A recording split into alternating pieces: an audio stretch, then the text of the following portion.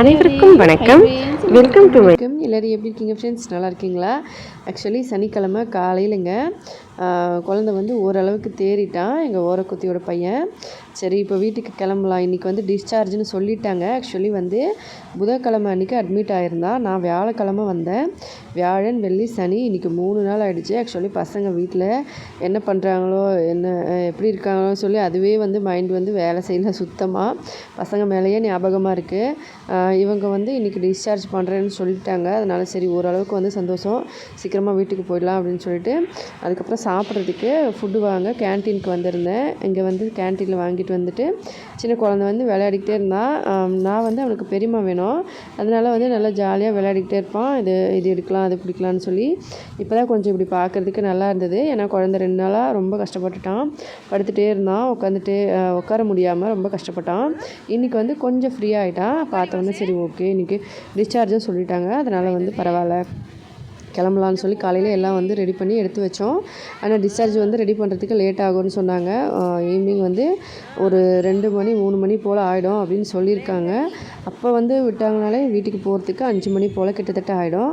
சரி பரவாயில்ல, நம்ம ட்ரை பண்ணலாம், சீக்கிரமாக கொடுத்துட்டாங்கன்னா நல்லாயிருக்கும், வீட்டுக்கு சீக்கிரமாக போகணும் அப்படின்னு சொல்லிட்டு அதுக்கப்புறமா இவன் கூட கொஞ்ச நேரம் விளையாடிக்கிட்டு இருந்தேன். அவன் வந்து நான் கொண்டு வந்த விளையாட்டு பொருள் இது எல்லாமே எங்கள் பசங்களோட விளையாட்டு பொருள் தான். குழந்தை வந்து நான் வீட்டில் அழறான் அப்படின்னு சொல்லிட்டு ஃபோன் பண்ணியிருந்தா.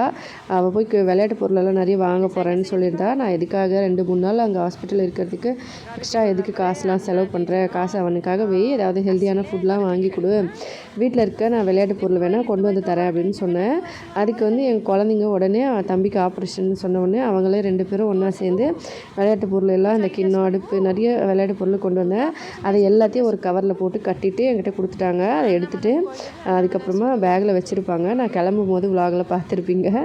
அதுக்கப்புறம் எல்லாத்தையும் எடுத்து அதில் வச்சு நான் அங்கேருந்து இப்போ ரெடி பண்ணும்போது எல்லாத்தையும் எடுத்து அவள் வந்து நான் வீட்டில் வந்து எல்லாமே கழுவிட்டு அதுக்கப்புறமா கொடுக்குறேன்க்கா அப்படின்னு சொன்னால். சரி எடுத்துகிட்டு போடி, பசங்களுக்கு விளையாட்டு பொருள் இதே கொடுத்துரு, அவன் வச்சுக்கிட்டோம், விளையாட்டு பொருள் கொடுக்காத அப்படின்னு சொல்லிட்டு எல்லாத்தையும் அவனுக்கே கொடுத்துட்டேன். அங்கேயே எல்லாத்தையும் பேக்கில் போட்டு இந்த பெட்ஷீட்டு புடவை நான் கொண்டு வந்த இந்த ட்ரெஸ்ஸு இது எல்லாமே வந்து அவள் வந்து வெறும் பேக் மட்டும் தான் கொண்டு வந்திருந்தா. அதனால் என்னோடய பேக் நான் வந்து பெரிய கட்டைப்பை ஒன்று கொண்டு வந்ததுனால இந்த பையன் நான் எடுத்துக்கிறேன், வீட்டுக்கு வந்து அப்புறமா வாஷ் பண்ணிட்டு கொடுக்குறேன்னு சொன்னால். சரின்னு சொல்லிட்டு எல்லாத்தையும் அதுலேயும் நான் எடுத்துக்கிறேன்னு சொல்லி நான் வந்து என்ன கொடுத்துட்டு நானே வாஷ் பண்ணி தரேன் எல்லாத்தையும்னா. வேணாம் உங்களுக்கே உடம்பு சரியில்லை, மழையில் வேறு நல்லா நினச்சிட்டிங்க, உடம்பு வேறு உங்களுக்கு சரியில்லை, இப்போ தான் வந்து ஹாஸ்பிட்டல் வேறு அடிக்கடி போயிட்டு வந்துட்டு இருந்தீங்க, நான் கூப்பிட்ட உடனே வந்துட்டீங்க, அதுவே பெரிய விஷயம்க்கா, அது வேறு நீங்கள் இப்போ எல்லாத்தையும் வேறு கொண்டு போய் துவைக்கணுமா, வேணாம் நானே துவைச்சிக்கிறேன் அப்படின்னு சொல்லிட்டா. அப்புறமா சரின்னு சொல்லி அவள் கொண்டு வந்த பெட்ஷீட்டு குழந்தையோட ட்ரெஸ்ஸு எல்லாத்தையும் எடுத்துகிட்டு அப்புறமா நான் வந்து நிறைய ட்ரெஸ்லாம் கொண்டு போகல, ஜஸ்ட் ஒரே ஒரு சேரீயும் கொஞ்சம் ஒரே ஒரு ட்ரெஸ் மட்டும் தான் கொண்டு போயிருந்தேன். ட்ரெஸ்லாம் இல்லை, சேரீ மட்டும்தான். அதுக்கப்புறமா அவள் வந்து ட்ரெஸ் போட்டுட்டு இருந்தாங்க. ஆக்சுவலி அவங்க அம்மா வீடு இங்கே பக்கத்தில் இருக்கிறனால அம்மா வீட்டிலேருந்து வந்ததுனால ட்ரெஸ் போட்டு வரலாம், வீட்டுக்கு போகும்போது வந்து சேஞ்ச் பண்ணிக்கணும்னு சொல்லியிருந்தா. இவள் வந்து கொஞ்சம் அந்தளவுக்கு வந்து நம்ம ஒரு சில மருமகள் அவங்க வீட்டில் வேறு மாதிரி இருக்கணும்னு நினைப்பாங்க இல்லையா, அந்த மாதிரி எல்லாரை விட சின்னவன்றதுனால கொஞ்சம் வந்து வேறு மாதிரி இருக்கணும் அப்படின்னு நினைப்பா, இந்த காலத்துக்கு ஏற்ற மாதிரி. அதனால் அவளே வந்து ட்ரெஸ்ஸு ஒரு சில டைமில் யூஸ் பண்ணிப்பா. அதனால் நாங்கள் எதுவும் கண்டுக்கிறது இல்லை. ஊரில் யார் வேணால் எது வேணால் பேசுகிறோம் அப்படின்னு சொல்லி கேர் பண்ணிக்காமல் இருப்பா. அந்த மாதிரி ஒரு கேரக்டர்னு சொல்லலாம். சரி ஓகே, நமக்கு எதுக்கு அது, அவங்கவுங்க ஃபேமிலி அவங்கவுங்க இது, அவங்க மாமியார் மாமனார் வேறு, எங்கள் மாமியார் மாமனார் வேறு. அவங்க மாமியார் மாமனார் வந்து ஏதாவது சொன்னாலுமே இவ வந்து அந்தளவுக்கு அவங்களுக்கு ட்ரெஸ்லாம் போடக்கூடாது வீட்டுக்கு வரும்போது அப்படின்ற பட்சத்தில் வேண்டான்னு சொன்னாங்கன்னாமே அவள் வந்து அந்த இடத்துல கொஞ்சம் எடுத்து பேசுகிற மாதிரி இருப்பாள், கொஞ்சம் வேறு மாதிரி.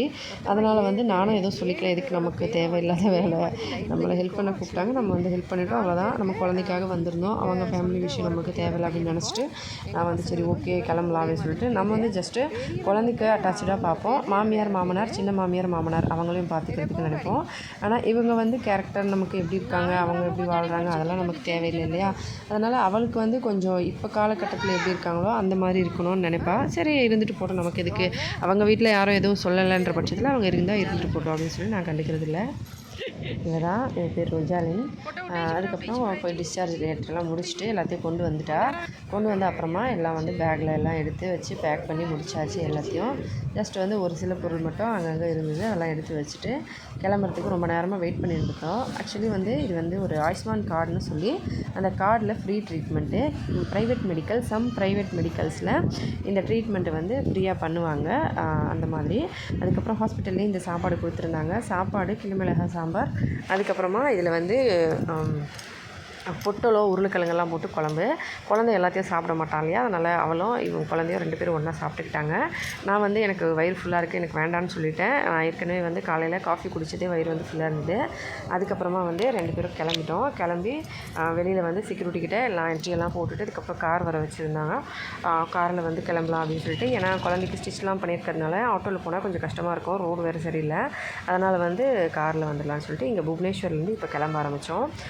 ஆக்சுவலி வந்து காரில் வந்து இங்கேருந்து எங்கள் வீட்டுக்கு போகிறதுக்கு ஒரு 2000 போல் கேட்பாங்க. இவன் வந்து 1700. எங்கள் பெரிய ஓரக்குத்தி இருக்காங்க, அவங்களோட பையனோட ஃப்ரெண்டாக, அதனால் 1700 சொல்லியிருந்தான். சரி ஓகேன்னு சொல்லிட்டு அங்கேருந்து கிளம்புனோம். கிட்டத்தட்ட ஒரு 1.5 hours ஆகிடும் இங்கேருந்து வீட்டுக்கு போய் சேர. ஃபஸ்ட்டு சிட்டிக்குள்ளே இந்த மாதிரி கொஞ்சம் தூரம் வந்தோம். அதுக்கப்புறமா இங்கேருந்து சிட்டி கட் பண்ண அப்புறமா வில்லேஜுக்குள்ளேயே வந்து ஊருக்குள்ளே வந்து வேறு ரூட் எடுத்து அதுக்குள்ளே போகிற மாதிரி. இதாங்க கிம்ஸ் வந்து காலேஜ். இது அந்த பக்கம் பெரிய கிளினிக்கு, சயின்டிஸ்ட், அதுக்கப்புறம் கேன்சர் சென்டர் ஒன்று, ஸ்பெஷாலிட்டி சென்டர், இந்த மாதிரி நிறைய ரொம்ப வந்து அதிகமாக இருக்கும். கிம்ஸ்லேயே நிறைய விதமான ட்ரீட்மெண்ட்ஸ்லாம் இங்கே பண்ணிகிட்ருக்காங்க. நோ ஃபீஸ் கிடையாது. ஆனால் மெடிசன்ஸு, டெஸ்ட்டு இதுக்கெல்லாம் வந்து எக்கச்சக்கமாக காசு வாங்கிடுவாங்க. மற்றபடி ட்ரீட்மெண்ட்டுக்கு அட்மிஷன் ஆன அப்புறமா வந்து இந்த கார்டு, அதாவது அந்த கார்டில் அந்த ஸ்கீம் இருக்குது அப்படின்னா ஃப்ரீயாக வந்து ட்ரீட்மெண்ட் கொடுப்பாங்க. இந்த மாதிரி நிறைய ஹாஸ்பிட்டல்ஸ் இருக்குது. ஒரு சில ஹாஸ்பிட்டல் அதிலெல்லாம் எந்தெந்த ஹாஸ்பிட்டலில் அந்த கார்டு யூஸ் பண்ணுறாங்களோ அது வந்து ஒரு 1 இயர்க்கு வந்து நம்ம 5 lakhs வரைக்கும் யூஸ் பண்ணிக்கலாம், ட்ரீட்மெண்ட் எடுத்துக்கலாம். ஆனால் அவ்வளோ தூரம் நம்ம வந்து எங்கே ட்ரீட்மெண்ட் எடுக்கிறது? அதுவும் அட்மிஷன் பண்ணால் தான் வந்து பண்ணுவாங்க. அதுக்கு முன்னாடி இருக்கிற டெஸ்ட்லாம் வந்து அமௌண்ட் வாங்கிடுவாங்க. எக்கச்சக்கமாக வந்து காசு வந்து டெஸ்ட்லேயே வந்து வாங்கிடுவாங்க. என்னோடய சர்ஜரிக்கு வந்து கிட்டத்தட்ட 7000 போல் டெஸ்ட்டுக்கே எல்லாமே வாங்கிட்டாங்க. டெஸ்ட்டு, அல்ட்ராசவுண்டு, அதுக்கு மாதிரி எல்லாமே பண்ணியிருந்தாங்க, ஸ்கேனுக்கெல்லாம். அப்புறமா அட்மிஷன் ஆன அப்புறமா ஃபீஸ் வந்து ஃப்ரீ. அவங்க வந்து ஆயுஷ்மான் கார்டு அந்த மாதிரி வச்சுட்டு எனக்கு ஃப்ரீ ட்ரீட்மெண்ட் கொடுத்துருந்தாங்க, சர்ஜரி பண்ணியிருந்தாங்க. அதே மாதிரி ஒரு சில சர்ஜரி மட்டும்தான் வந்து அந்த ஸ்கீமில் இருக்கும். இன்னும் ஒரு சில சர்ஜரிஸ் வந்து கவர்மெண்ட் ஹாஸ்பிட்டல்லேருந்து ரெஃபர் பண்ணிவிட்டு வரணும் அப்படின்னு சொல்லுவாங்க. கொஞ்சம் தூரம் வந்த அப்புறமா இந்த பக்கம் ஆறு பார்த்திங்கன்னா தெரியும், பெரிய ஆறு ஒன்று போயிட்டுருக்கு. ஆறு பக்கமே அப்படியே சைட்லேயே வந்து நம்ம மெயின் ரோட்டில் போகலை, ஏன்னா ரொம்ப சிக்னலாக இருக்கும். ஆக்சுவலி வந்து சனிக்கிழமை வேறு, எல்லாம் ஸ்கூல்லாம் லீவு, காலேஜ்லாம் லீவு, எல்லோரும் அவங்க வீட்டுக்கு கிளம்புறதுனால ஃபுல் அண்ட் ஃபுல் சிக்னலாக இருக்கும்னு சொல்லிட்டு இந்த பக்கம் ஆறு பக்கமாக வந்து அந்த சைட்லேயே ரொம்ப தூரமாக வந்தோம். அப்புறமா அங்கேருந்து பிரிட்ஜு மேலே ஏறிட்டு இந்த பக்கம் வந்தோம்.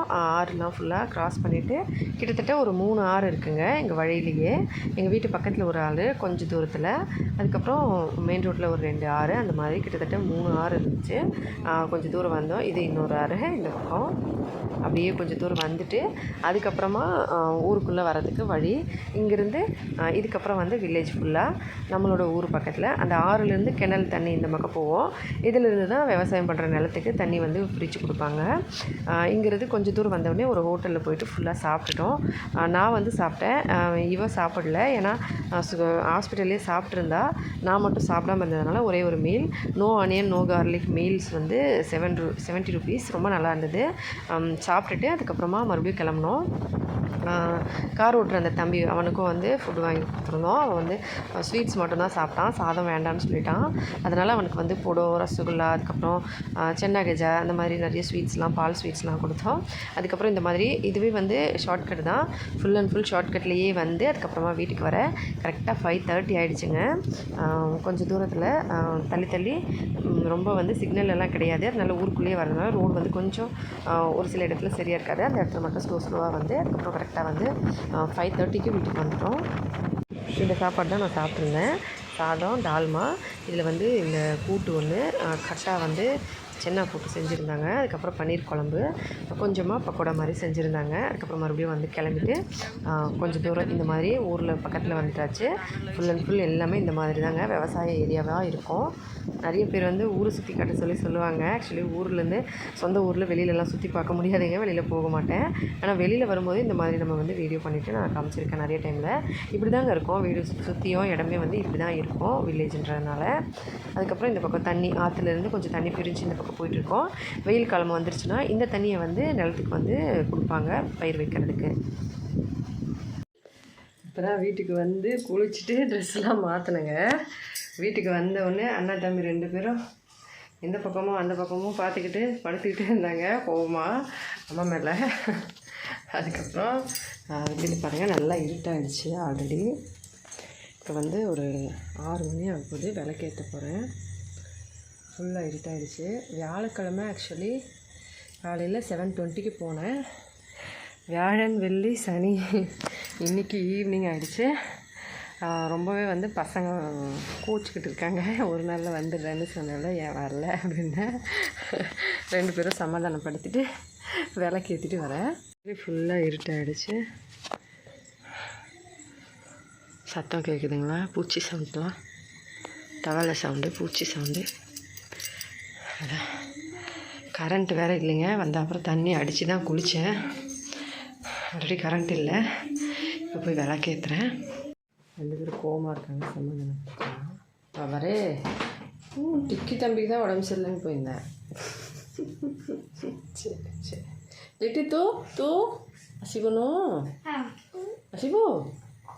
ରାଗିଛୁ?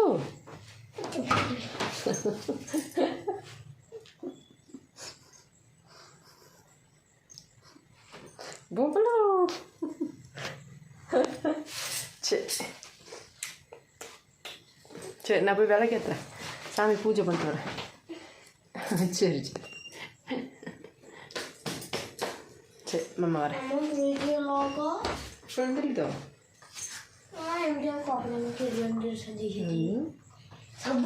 சபுனோ. நான் விளக்கேற்றிட்டு வர்றதுக்குள்ளே குழந்தைங்க வந்து கப்பெலாம் வச்சு விளையாடிட்டு இருந்தாங்க. இதுக்கு மேலெல்லாம் எங்கேயும் போகக்கூடாது அப்படின்னு சொல்லிட்டு ப்ராமிஸ் பண்ண சொன்னாங்க.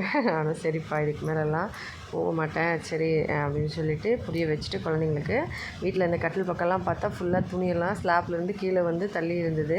பசங்க வந்து எடுக்க முடியாமல் தள்ளி விட்டுருக்காங்கன்னு புரிஞ்சுக்கிட்டேன். அதுக்கப்புறமா சரி எல்லாத்தையும் எடுத்து வைக்கலான்னு சொல்லிட்டு ஃபஸ்ட்டு வீடு வந்து ஃபுல்லாக அங்கேயும் இங்கேயும் பசங்க வந்து அந்தளவுக்கு நம்ம சொன்னால் வந்து க்ளீன் பண்ணுவாங்க. ஆனால் இப்படி தான் அடுக்கி வைக்கணுன்றதெல்லாம் குழந்தைங்களுக்கு தெரியாது இல்லையா? அதனால அவங்க பாட்டுக்கு விளையாடிட்டு மட்டும் இருந்திருக்காங்க. மாமியார் மாமனார் வந்து ஜஸ்ட்டு குழந்தைங்க என்ன பண்ணுறாங்க அப்படி அதை மட்டும் பார்த்துப்பாங்க, சாப்பிட்றதுக்கு கொடுப்பாங்க. நான் அந்த வீடெல்லாம் எப்படி பார்த்துக்குறாங்க அதெல்லாம் பார்க்க மாட்டாங்க. அதனால் நான் வந்து அப்புறமா நான் ரொம்ப டயர்டாக இருக்குது அப்படின்னு சொல்லிட்டு பகவத்கீதை படிச்சுட்டு சாமி பூஜை பண்ணிவிட்டு பகவத்கீதை படிச்சுட்டு வந்த உடனே பசங்க வந்து டயர்டாக இருக்குதுன்னு சொன்னேன். அதனால் அவங்களே வந்து துணியெல்லாம் எடுத்து மேலே போட்டு மடித்து வச்சாங்க. அழுக்கு துணியெல்லாம் ஒரு ஓரமாக வச்சுட்டாங்க. அதுக்கப்புறம் பாத்திரம் இவ்வளோ தான் இருந்தது. ஈவினிங் அப்பாவுக்கு அவள் மட்டும் தாளித்து கொடுத்தேன், டீ போட்டு கொடுத்துருந்தேன். அதுக்கப்புறமா வந்து மீதி பாத்திரமெல்லாம் கழுவி எடுத்து வச்சுட்டு கதவு சாத்திட்டேன் வீட்டு பின்னாடி. அதுக்கப்புறம் ஆல்ரெடி முன்னாடி வந்து கதவு சாத்தி தான் இருக்குது. பசங்க வந்து துணியெல்லாம் அழுக்காக இருக்குமா அப்படின்னு சொன்னாங்க.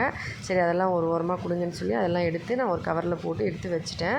காலையில் தான் துவைக்கணும். ஏன்னா ஆக்சுவலி நிறைய வந்து பசங்க இப்போ 2-3 நாளாக அவங்க யூஸ் பண்ண ட்ரெஸ்ஸு எல்லாமே வந்து அப்படியே அழுக்காக இருந்தது. ஆக்சுவலி எக்ஸாம் வேறு நடந்துகிட்டு இருந்தது பசங்களுக்கு, எக்ஸாம் டைம் வேறு. அதனால் வந்து அவங்க ட்ரெஸ்ஸு ஸ்கூல் ட்ரெஸ்ஸு எல்லாமே வந்து ஓரமாக வச்சுருந்தாங்க.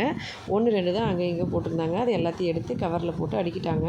தூக்கம் பயங்கரமாக வந்துருச்சு பசங்களுக்கு. எனக்குமே நல்ல தூக்கம், நல்லா ஃபுல் அண்ட் ஃபுல் டயர்டு. அதனால் குழந்தைங்க வந்து நம்ம அம்மா காலை மெரிச்சு விடுவான்னு சொல்லிட்டு ஜஸ்ட் லைட்டாக மெரிச்சு விட்டாங்க. எனக்கு உடம்பு சரியில்லைனால. அதுக்கப்புறமா துணியெல்லாம் சரி காலையில் துவைச்சிக்கலான்னு சொல்லிட்டு வாங்க படுக்கலான்னு சொல்லிட்டு படுத்துட்டாங்க.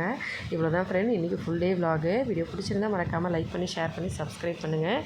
இதே மாதிரி இன்னொரு வீடியோவில் பார்க்கலாம். ஹெல்த்தியாக சாப்பிட்டு சந்தோஷமாகவும் சேஃபாகவும் பத்திரமாகவும் இருங்க. நன்றி, வணக்கம்.